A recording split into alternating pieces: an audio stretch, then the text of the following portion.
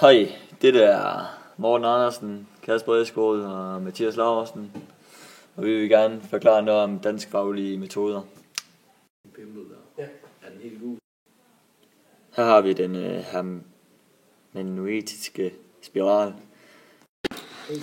Teksten skal læses frem og tilbage gentagne gange, altså man går tilbage til sit fokuspunkt, hvor man har sin forståelse og får måske en ny synsvinkel af det. Når man læser det igen, så får man så en forståelse af det.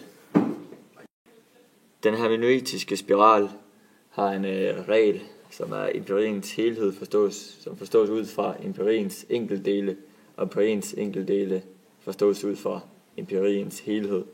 Empiri betyder altså i denne sammenhæng de tekster, som man undersøger. Det er det sproglige stofområde, som er delt op i 4 grupper. Ja, og herudfra der har vi skrevet lidt om, hvad der kendetegner de 4 grupper.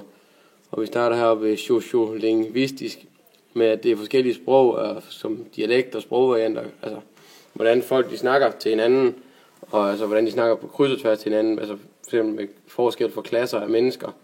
Så eksempel hvis det er en eller anden direktør, der snakker til en havnearbejder eller sådan noget. Ja, det er herinde. Og tekstlingvistisk, det er valg af sætninger, altså hvordan man udbygger en sammenhæng, og hvordan man vælger at skrive det, altså formidle sine ting på tekst. Og diskurs, det er hvordan vi forstår verden, altså ja, der er sgu ikke så meget mystisk ved det.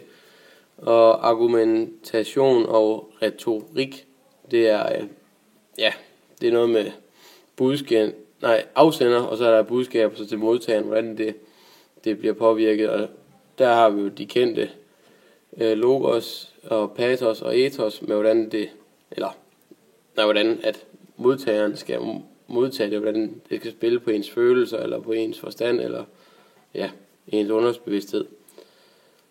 Kort fortalt, ja. Ja, så vil vi fortælle noget om det mediemæssige stofområde. Først med fokus på billeder og billedanalysen. Billedanalysen, den har også noget med fra reklameanalysen. Og den fortæller noget om, den benytter man, når man har en billeder til at finde ud af noget om, hvad den handler om, og hvad den fortæller, noget om hvorfor, og hvad hensigten den er med billedet. Og det kan også hjælpe en til at perspektivere. Og så er der det mediemæssige stofområde kommunikation. Og heroppe til højre, der har vi vist en analysemodel for en meddelelsessituation, og den er god til, den kan man benytte i sammenhæng i aviser, tv og på Facebook. En reklameanalyse, den vil altid indeholde sådan en kommunikationsanalyse, ligesom vi er heroppe, hvor der er fokus på modtageren og afsenderen. Og en reklame, den er lidt til forskel fra billedanalysen, så ved en reklame, der prøver man altid at sælge et eller andet. Så der kan det være en fordel at benytte sig af AIDA-modellen til at finde ud af, til at ramme målgruppen ordentligt. Og så er der film og tv, og der er lidt forskel på, hvordan man analyserer dem. Ved en tv-avis for eksempel, der bruger man de 5 nyhedskriterier.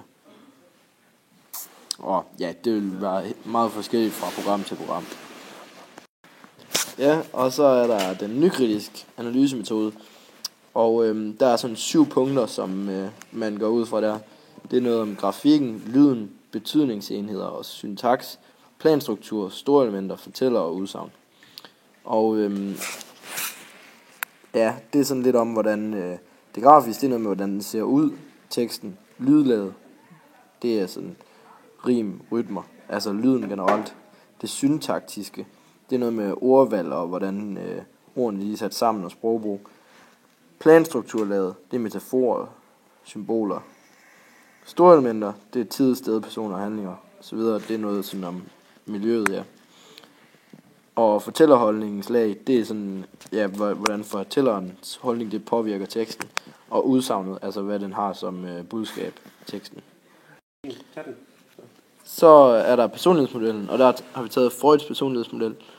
Der er, som det første er superegoet. Og superegoet, det er det, man har med fra ens opdragelse af. Det er de normer og idealer, der er i samfundet, og den samvittighed, man sådan har, som man får lavet, som man opbygger i løbet af ens liv. Så er der egoet. Det er det, der fortæller om fornuften, hvad der er fornuftigt. Og i'et, det drifter, og det fortrængte, det er sådan det, hvad skal man sige, det er lyster, og ja, der sådan styrer det. Og så har vi aktantmodellen, og det er en meget kendt model, fordi den kan bruges til en del. Ja, meget kendt. Og den er meget kendt, ja. Og sådan som man bruger den, det er, at vi har et objekt her, som vi vil analysere ud på, og det har ofte et subjekt, som hjælper objektet, eller hvad skal man sige, eller ja.